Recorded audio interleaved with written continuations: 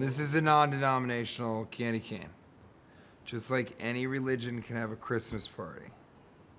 It's an important thing to remember. It's not a religious celebration. It's a celebration of letting go one day a year in an office environment and not being afraid of being sued or fired for saying the wrong thing to your boss.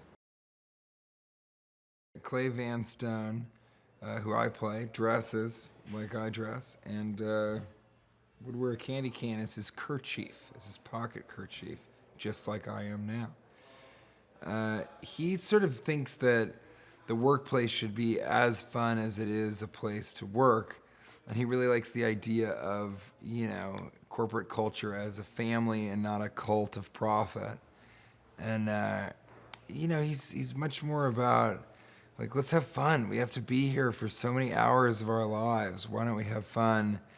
And he would rather spend his own money on gifts for people than he would on a car or something for himself.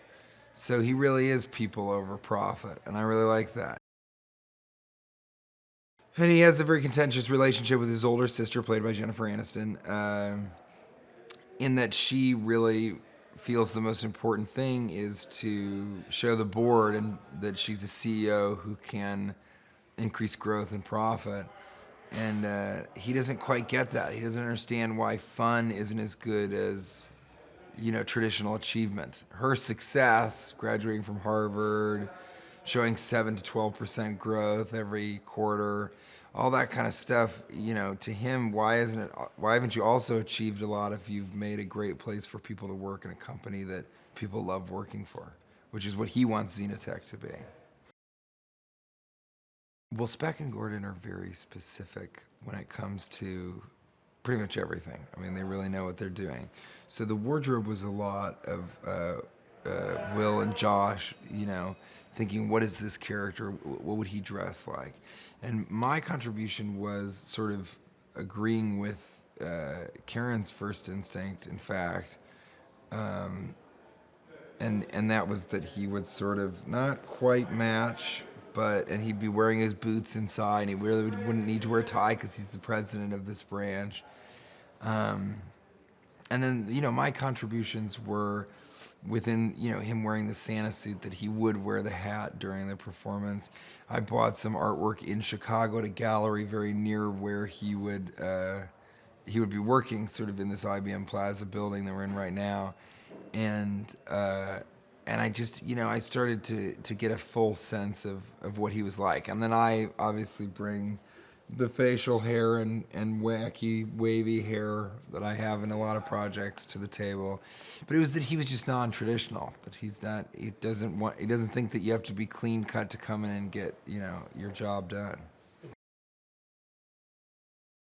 I would think it would be a little bit intimidating, especially as a comedian, to work with Jason Bateman, who's sort of one of the great, film and television comedians of our time, one of the great understated comedians.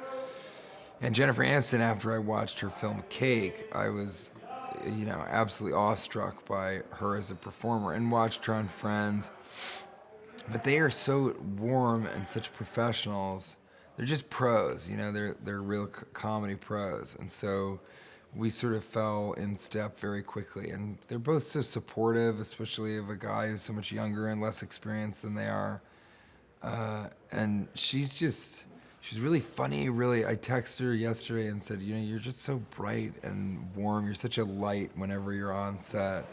And I do feel that for sure. Jason Bateman has a serious drug problem. It's all herbal drugs. He just can't get enough of kind of echinacea and a lot of the stuff. He's a runner. I think that's part of it. Kate McKinnon plays this super politically correct HR, stick up her tea kettle, if you'll excuse the expression, who means well, but she's sort of hampering the fun of all this. And Clay doesn't dislike Kate McKinnon's character, Mary Winetoss. He kind of likes everybody and wants everybody to like him, but he understands that she's nowadays this necessary component of the corporate culture.